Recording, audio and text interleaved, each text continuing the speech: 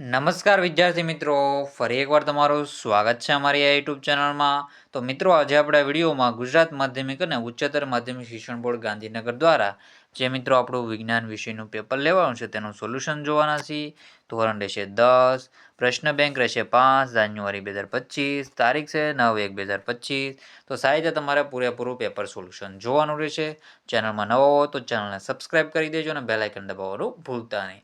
અને પીડીએફ માટે આપણી ટેલિગ્રામ અને વોટ્સઅપ ચેનલ લિંક તમને ડિસ્ક્રિપ્શનમાંથી મળી જશે, ત્યાંથી જોઈન કરી લેજો. તો વિભાગ 1 છે, વિભાગ એ છે. તો આપણે એનું સોલ્યુશન હવે સ્ટાર્ટ કરી દઈએ.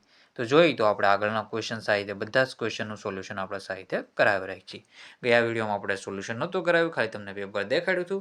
તો આ વિડીયોમાં સોલ્યુશન આપણે જોઈ લઈશું. તો આપણે જોઈએ તો પહેલો ક્વેશ્ચન છે, તેલની પેલેડિયમ અને નિકલ ઉદ્દીપકની હાજરીમાં હાઇડ્રોજન સાથે પ્રક્રિયાથી ચરબી બને છે તે શાનું ઉદાહરણ છે? તેમાં આપણો જવાબ શું રહેશે? તેમાં આપણો જવાબ રહેશે યોગશીલ પ્રક્રિયા છે. શું જવાબ રહેશે? યોગશીલ પ્રક્રિયા જવાબ રહેશે. એ જવાબ રહેશે. બીજા નંબરનો ક્વેશ્ચન છે. બીજા નંબરનો ક્વેશ્ચન શું છે? 2 ઓહમના 2 અવરોધોને એકબીજા સાથે સમાંતર જોડાણમાં પરિપથ છે. તેમાં આપણો જવાબ શું રહેશે? તેમાં આપણો જવાબ રહેશે એ જવાબ રહેશે.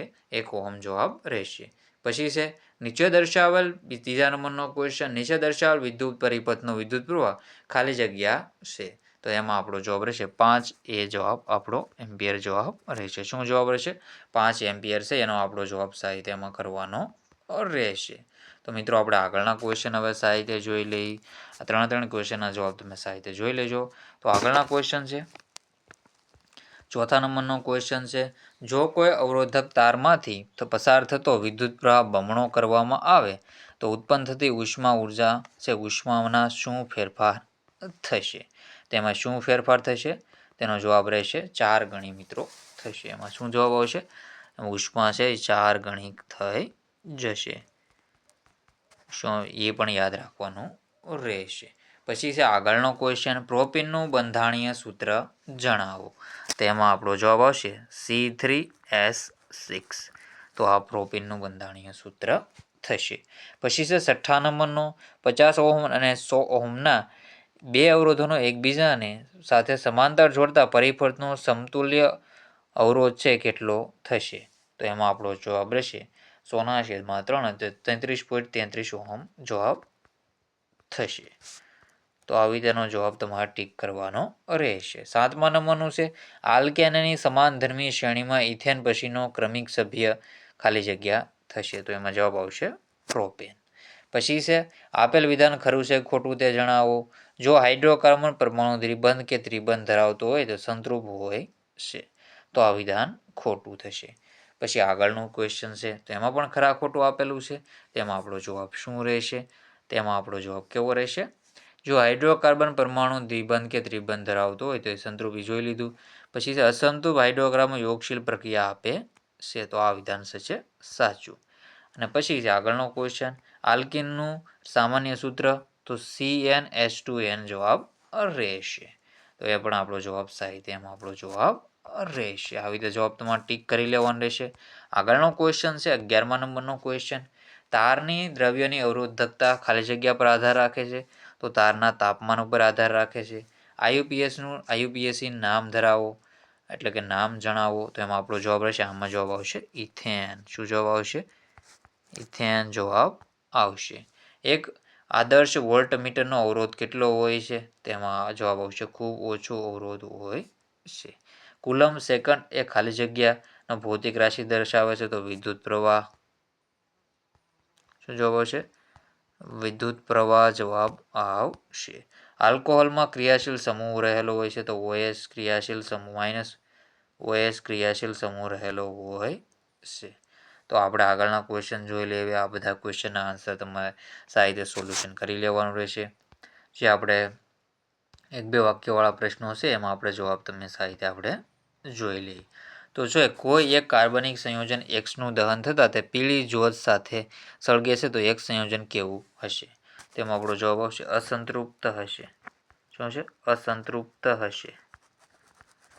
પછી છે ક્રિયાશીલ સમૂહ જણાવો. CH3COCH3.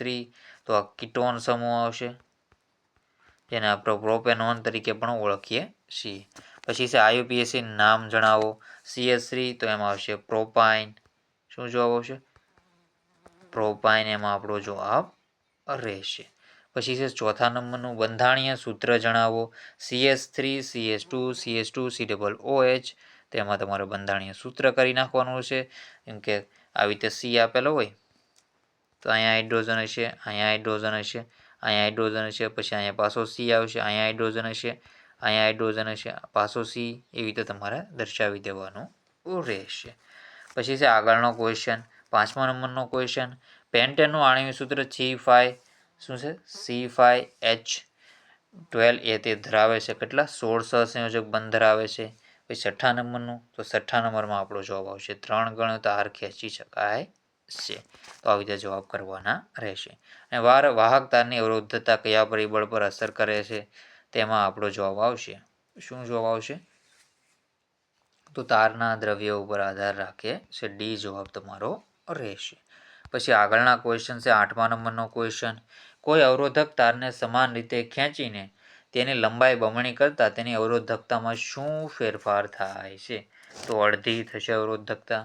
પછી 9માનું છે આપેલ વિધાન ખરું છે ખોટું જણાવો. વિદ્યુત પરિપથમાં કોઈ એક બિંદુ પાસેથી 2 સેકન્ડમાં 20 કુલમ વિદ્યુતભાર ઉત્પન્ન થતો હોય તો તેમાં વિદ્યુત પ્રવાહનું મૂલ્ય કેટલું થશે?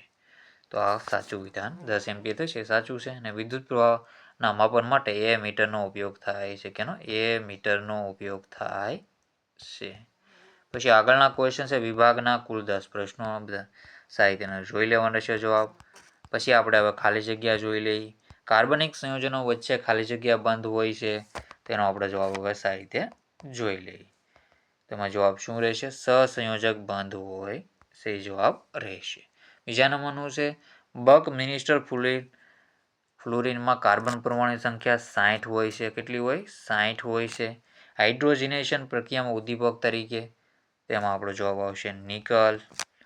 વિદ્યુત સ્થિતિમાનના તફાવતનો એકમ, તેમાં જવાબ શું આવશે? એમાં જવાબ આવશે કુલંબ કે વોલ્ટ. તો એમાં જવાબ આવશે વોલ્ટ છે, કુલંબ આપણે કહી શકીએ. પછી આગળનો ક્વેશ્ચન છે એમાં આપણો જવાબ શું આવશે? વિદ્યુત સ્થિતિમાન તફાવત જવાબ રહેશે. તો આવી રીતે તમારે જવાબ ટીક કરી લેવાના રહેશે.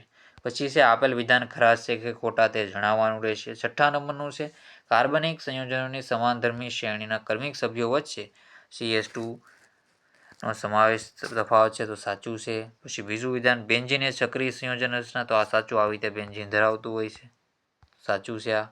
પછી પ્રક્ષાલકનો ઉપયોગ શેમ્પૂ અને કપડાં ધોવાના પદાર્થમાં થાય છે, તો આ પણ સાચું છે.